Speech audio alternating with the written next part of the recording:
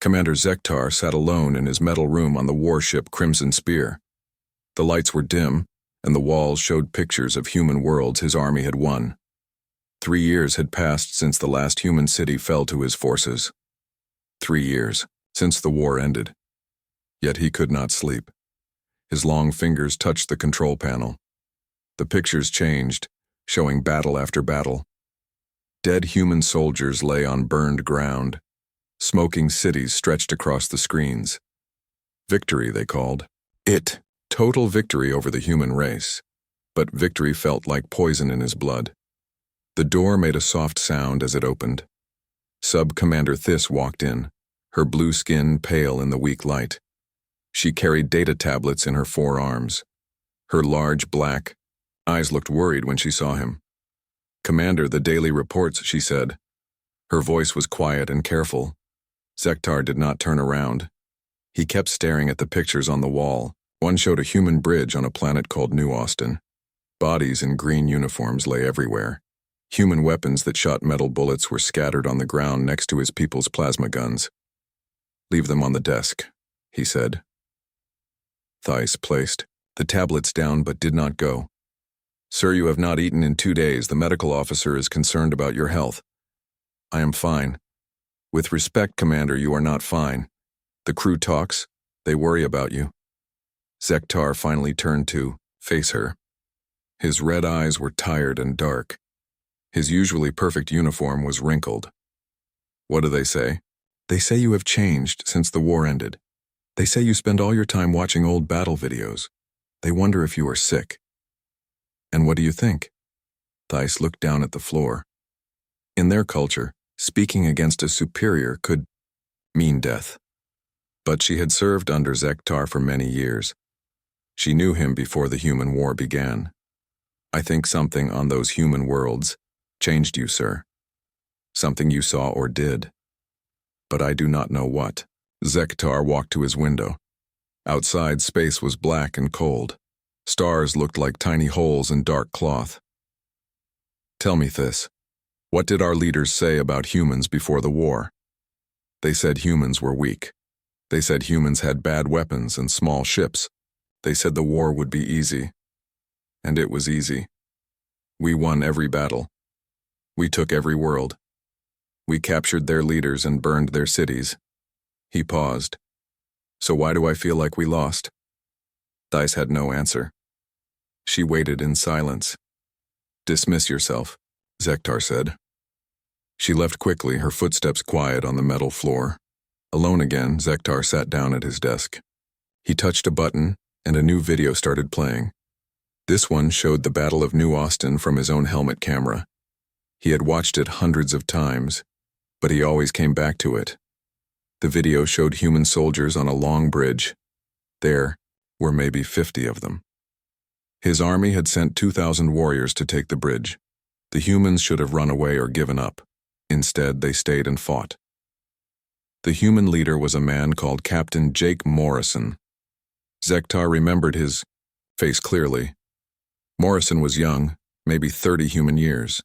He had brown hair and blue eyes. His uniform was torn and dirty. Blood ran down his left arm from a plasma burn.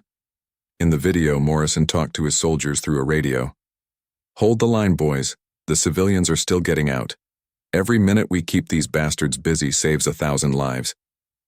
Zektar heard one of the humans ask, "What about us, Captain? What about our lives?" Morrison smiled, even with death all around him. "We knew the job was dangerous when we took it, Danny. Besides, someone has to show these aliens what humans are made of. The battle lasted 6 days. 6 days of humans with metal bullet guns fighting against plasma cannons and energy shields. Zektar's forces should have taken the bridge in 6 hours. Instead, the humans used every trick they knew. They hid behind broken vehicles. They dug holes in the ground. They used their own dead bodies as shields. On the 3rd day, a human soldier named Private Carl Woods threw himself in front of a plasma blast meant for Morrison. Woods died instantly, but Morrison lived to fight 2 more days. On the 5th day, human reinforcements tried to reach the bridge. Zektar's airships shot them down before they could land. When Morrison learned his backup was dead, he just nodded and kept fighting.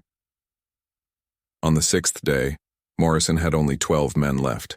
Zektar himself had gone to the front lines to finish the battle. He found the human captain sitting behind a broken wall, holding his rifle with hands covered in blood. "Surrender," Zektar had told him in human language. "Your cause is lost. Die with honor." Morrison looked up at him with those blue eyes. They were tired but not afraid. "Honor? You want to talk about honor?" He pointed to his dead soldiers. "These men died so their families could escape. They died protecting people they never met. That's honor, alien. Real honor." Then Morrison raised his rifle and fired his last bullets at Zektar. The shots bounced off energy shields, but Morrison kept pulling the trigger even when the weapon was empty. Click, click, click. The sound echoed in Zektar's memory. Zektar had killed Morrison with a single plasma bolt. The human died still holding his empty gun. Now, 3 years later, Zektar could not forget that moment. He had won the battle. He had taken the bridge. But something in Morrison's eyes had planted a seed of doubt in his mind. The humans were supposed to be weak. They were supposed to be cowards. They were supposed to run when faced with superior force. Instead, they fought like wild animals protecting their young. They fought until death took them. They fought for each other. Zektar turned off the video and rubbed his tired eyes. Tomorrow he would have to attend a victory ceremony. The Empire wanted to celebrate the conquest of human space. There would be speeches about Velthian superiority. There would be medals and promotions. But tonight, he sat alone with his questions. If humans were so weak, why did defeating them feel so hard? If they were so worthless, why did their deaths weigh so heavy on his soul? He opened another file on his computer. This one contained captured human military records. Thousands of reports about human soldiers who died fighting his army. Each report told a story of courage that made no sense to his logical mind.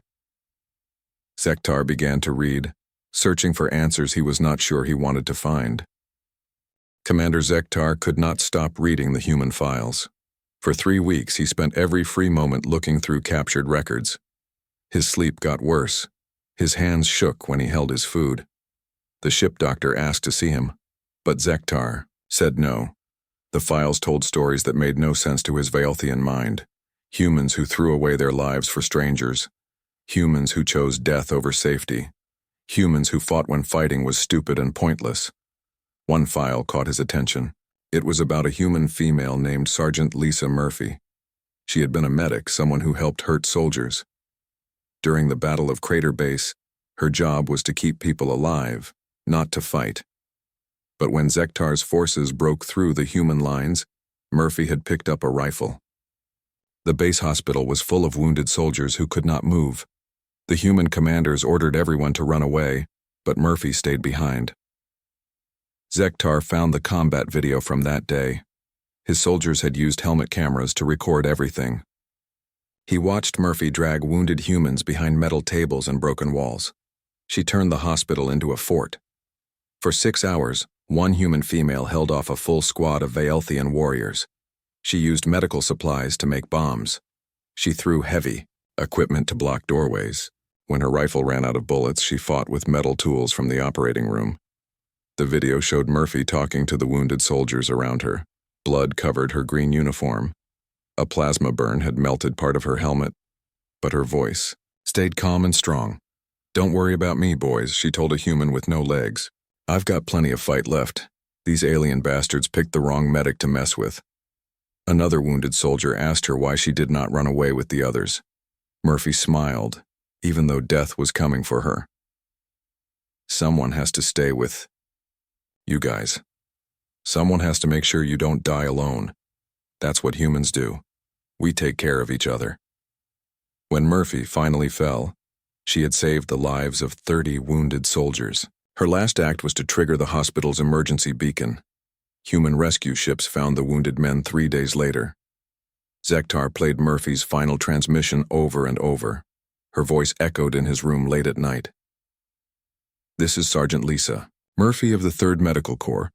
I am the last defender of Crater Base Hospital. To any human forces listening, there are wounded soldiers in Building 7 who need help. Don't forget about them. Don't leave them behind. That's all that matters now. Murphy out. The message had spread across all human military networks.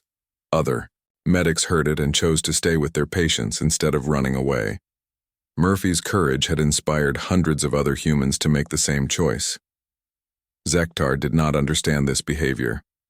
In Valthian culture, the smart choice was always to survive.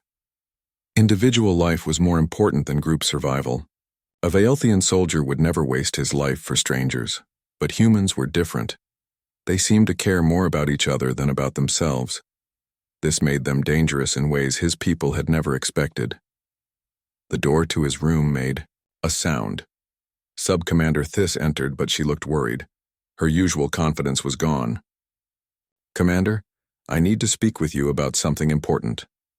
"What is it?" "There are rumors, sir. The crew talks about your strange behavior. Some officers think you are becoming sick from studying human files too much." Zektar felt a cold fear in his stomach. In the Valthian military, weakness meant death. Officers who showed mental problems were removed from command and often executed. "What kind of rumors?" "They say you watch human battle videos every night. They say you talk to yourself about human soldiers. They say you have stopped eating and sleeping normally." Thys paused. "Sir, Agent Kraloth from Imperial Intelligence has been asking questions about you." Imperial Intelligence, the secret police of the Vaelthian Empire. They watched for signs of disloyalty or mental weakness in officers. If they decided Zektar was unfit for command, he would disappear forever. "What does Kraloth want to know?" He asks about your behavior since the war ended. He wants to know why you spend so much time reviewing old battle data. He asks if you have said anything critical about the Empire or about the war. Zektar sat down at his desk. His carefully hidden research was becoming dangerous. But he could not stop reading about humans. He needed to understand what made them so different. "Tell the crew that I am conducting a thorough study of human military tactics. Tell them it is to help the Empire fight any remaining human forces." "Is that the truth, sir?" Zektar looked at her for a long moment. "What do you think?" Thys did not answer. She knew her commander well enough to see that something deeper was happening. After she left, Zektar opened another file. This one was about human prisoners in Vaelthian camps. Most species gave up fighting after they were captured. They accepted their fate and tried to make their lives comfortable. But human prisoners were different. They organized escape attempts. They attacked guards. They refused to give information even under questioning. Many chose to die rather than help their captors. Zektar decided to see this for himself. He visited the prison ship Red Chains, which held captured human military officers. The ship commander, Captain Vexhall, showed him around the facility. "The humans are our most difficult prisoners," Vexhall said as they walked through the corridors. "They do not behave like normal captives. They still act like they are fighting a war." They stopped at a cell containing a human male named Lieutenant Ben Parker. Parker had been a Marine, one of the elite human soldiers. He had been captured during the final battle for Earth itself. Parker sat on his metal bed, staring at the wall. His human uniform was gone, replaced by gray prison clothes. His hair had grown long and his face was thin from prison food. But his eyes still held the fire that Zektar had seen in Morrison and Murphy. "This one has been here for 8 months, Vexhall said. "He has attempted escape 12 times. He attacks guards whenever possible. He refuses to answer any questions about human military secrets." Zektar studied the human through the energy barrier that kept Parker in his cell. "Has he said anything interesting?" "He talks about his dead squad mates constantly. He acts like they are still alive. Yesterday he was found talking to himself, giving a speech about someone called Private Danny Walsh. The name meant something to Zektar. He had seen it in the Yo battle reports. Danny Walsh had died during the defense of Luna Station.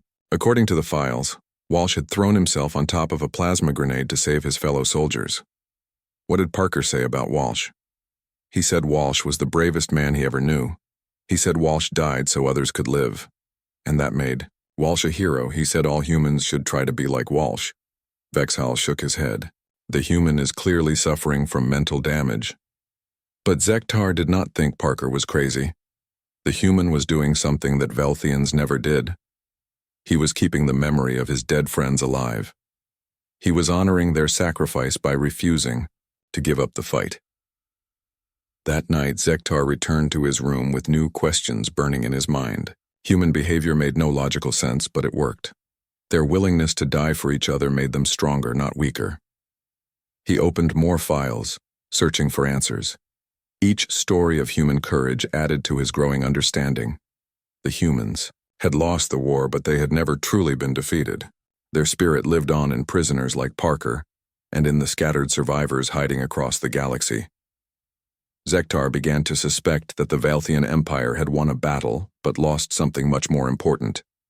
They had destroyed human civilization, but they had failed to understand what made humans truly powerful, and that failure might cost them everything. Agent Kraloth arrived on the Crimson Spear without warning. Zektar was in his room reading about the siege of New Berlin when the door opened. The intelligence agent walked in like he owned the ship. His black uniform made him look like a shadow, with eyes. "Commander Zektar," Kraloth said. His voice was cold and sharp. "We need to talk." Zektar quickly closed the human files on his screen. "Agent Kraloth, what brings Imperial intelligence to my ship?" "You do." Kraloth sat down without being asked. His pale yellow eyes looked around the room. They stopped at the wall screens, showing human battle sites. Interesting decorations. Most commanders prefer to display their victories, not stare at old battlefields. "I am studying enemy tactics. It helps me understand how they fought. For 3 months, the war ended a year ago. What more is there to learn?" Zektar felt sweat on his skin. Velthians did not sweat often. It was a sign of stress that Kraloth would recognize. Knowledge of the enemy is always valuable. There may be human survivors hiding in deep space. Kraloth smiled, but it was not a friendly smile. "Your concern for hidden humans is touching, but I think there is something else. Your crew reports strange behavior. You do not eat. You do not sleep. You spend all your time watching human death videos. Some say you talk to yourself about human soldiers. My crew is mistaken. Are they? Tell me, Commander, what do you think about when you watch these videos?" Zektar had to be careful. One wrong word could mean his death. "I think about tactics. I study their formations and weapon choices." "Really? And what have you learned?" This was a trap. Kraloth already knew something, or he would not be here.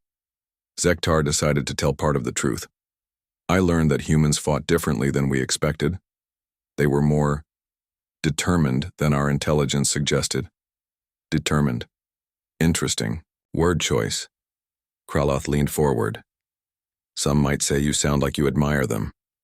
"I admire effective tactics, nothing more." "Show me." "What?"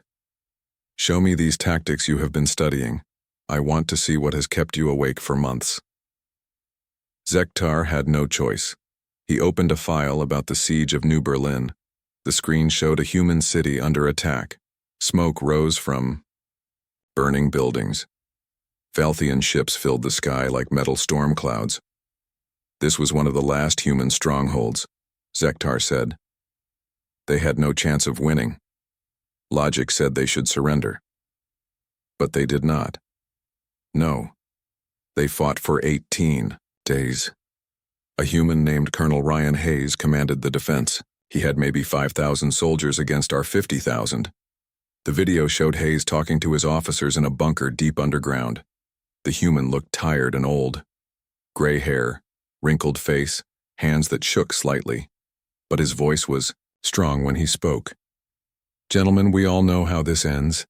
The aliens have us outgunned and outnumbered. But that does not mean we give up.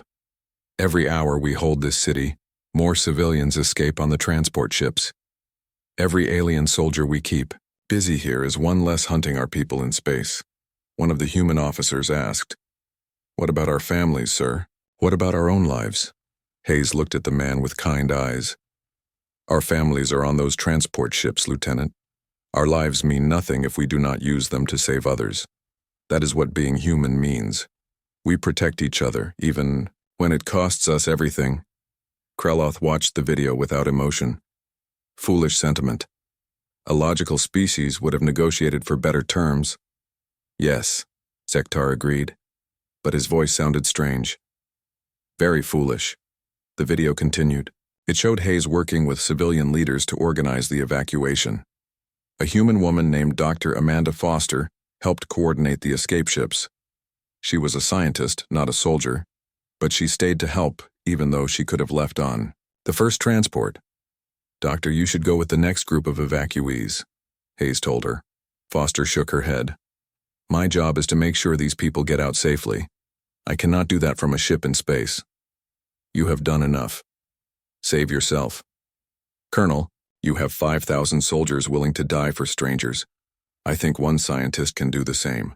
Foster worked for 16 days straight, helping load civilians onto escape ships. She made sure children got on first, then elderly people, then anyone who was hurt or sick. She slept for maybe 2 hours each night. On the 17th day, a Velthian bomber hit the spaceport. Foster was killed instantly along with 50 other humans who were loading the last transport. But by then, over 200,000 civilians had escaped. Hayes held the city for one more day. When the final transport ship jumped to hyperspace, he sent a message to all human forces. "This is Colonel Ryan Hayes of the New Berlin Defense Force. The evacuation is complete. All civilians are safely away. Now we can fight without holding back. All units, this is our last stand. Make it count. Make them remember what humans can do. Hayes out." The battle lasted 6 more hours. Hayes and his soldiers fought until the last one died. They could have surrendered when the civilians were safe, but they chose to keep fighting. They wanted to make the Velthian victory as expensive as possible. When the city finally fell, Zektar's forces found Hayes in the command bunker. The human colonel was dead at his post, still holding his weapon. Around him lay the bodies of his staff officers. They had all chosen to die rather than be captured. "Waste of life," Kraloth said when the video ended. "They accomplished nothing." But Zektar knew that was not true. He had read the reports. Hayes and his people had saved over 200,000 civilians. Those humans were now scattered across the galaxy, building new settlements and having children. The human race would continue because of what Hayes did. "Perhaps," Zektar said carefully. Kraloth stood up and walked to the wall screen. "You have been studying humans for months, Commander. Tell me what you have learned about their psychology." This was the real test. Kraloth wanted to know if Zektar had been infected by human ideas. If he had, the agent would recommend his execution. "I have learned that humans form strong emotional bonds with each other. This makes them fight harder when their group is threatened. It is a primitive survival instinct." "And do you think this instinct makes them dangerous?" Zektar chose his words very carefully. "It made them more effective fighters than our intelligence predicted. But in the end, emotion cannot defeat superior technology and tactics." A good answer. Kraloth turned away from the screen. "But I wonder, Commander, if you truly believe that. Your behavior suggests otherwise." "I do not understand." "Your medical officer reports that you have lost weight and show signs of chronic stress. Your sleep patterns are disrupted. You show symptoms that humans might call guilt or regret." Kraloth's yellow eyes were like knives. "Tell me, do you feel guilty about defeating the humans?"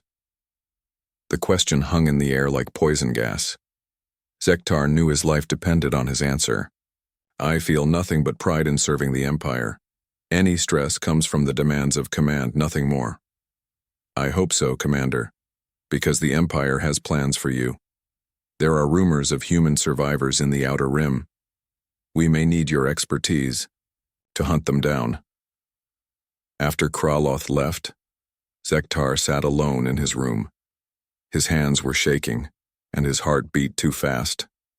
The intelligence agent suspected something, but he had no proof yet. Zektar looked at his reflection in the dark screen. He barely recognized himself. The proud warrior who had begun this war was gone. In his place sat a broken alien haunted by the ghosts of brave humans. But he could not stop reading their stories. Even knowing it might cost him his life, he needed to understand what made humans so special. And deep in his heart, He was beginning to suspect that the Empire had made a terrible mistake in destroying them. 2 weeks after Kraloth's visit, Zektar found something that changed everything. Hidden in the deepest files of the war archives was a record he had never seen before. It was marked with the highest security level. Only fleet commanders could access it. The file was about the final battle for Earth itself. Zektar had been fighting on distant worlds when humanity's home planet fell. He knew the basic facts, but he had never seen the complete records. The file showed Admiral Grace Sullivan, the human commander who led Earth's defense. She was an older woman with white hair and sharp blue eyes. Her uniform was perfect, her posture straight and proud. Even facing the end of her species, she looked like a true leader. Zektar read Sullivan's final report to the human government. It was written just hours before the Velthian fleet reached Earth. To the President and Congress of the United Earth Government, this will be my final report. Enemy forces are 12 hours from Earth orbit. Our defenses cannot stop them. I estimate we have perhaps 6 hours of fighting time before all resistance collapses. I am implementing Operation Last Light immediately. Grace Sullivan, Admiral of the Fleet. Operation Last Light. Zektar had never heard of it. He searched through the files and found the classified mission details. What he read made his blood run cold. Sullivan had known that Earth would fall, but she had also known that millions of human civilians and soldiers could still escape if they had enough time. So she had planned something incredible and terrible. The operation called for Earth's entire military to fight a delaying action while refugee fleets escaped to distant star systems. Every human ship, every human soldier, every human pilot would sacrifice themselves to buy time for the evacuees. But Sullivan had done something more. She had studied Velthian military tactics for months before the final battle.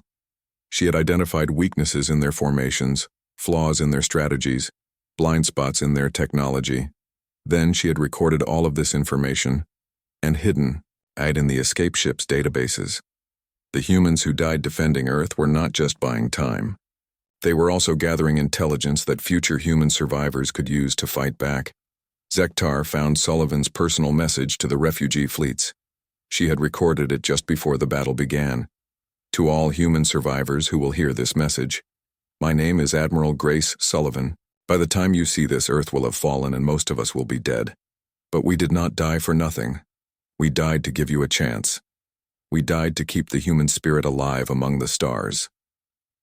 Sullivan's image looked directly at the camera. Her voice was calm but filled with determination. I am transmitting detailed intelligence about Velthian military capabilities. Study it. Learn from it. Use it to build a resistance that can one day take back our worlds.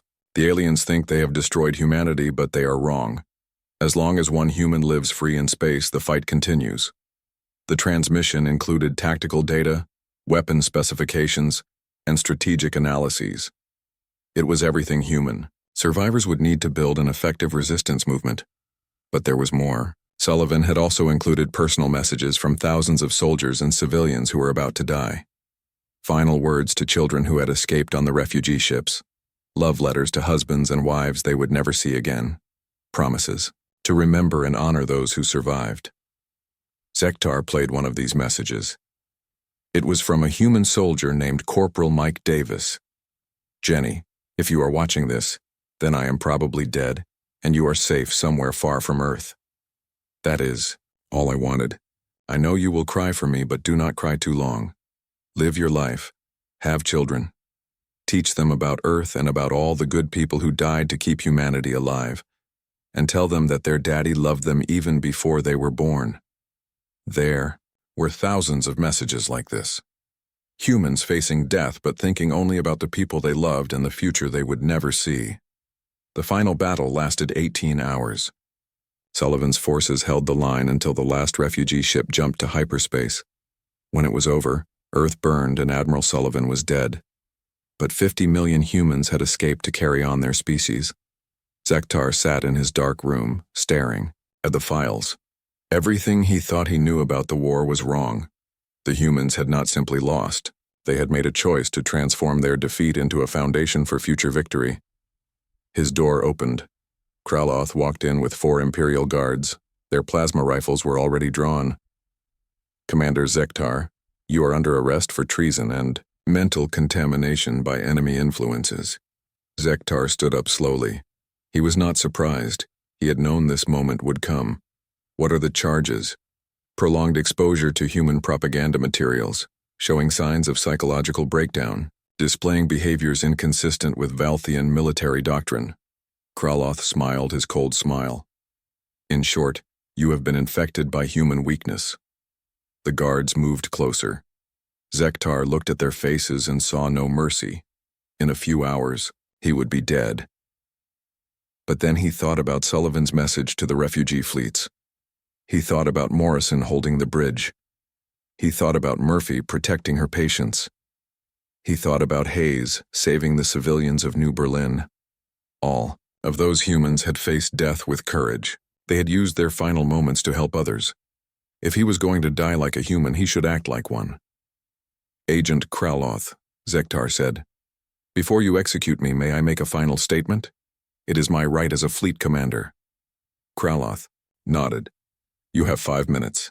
Zektar walked to his command console. His fingers moved quickly over the controls.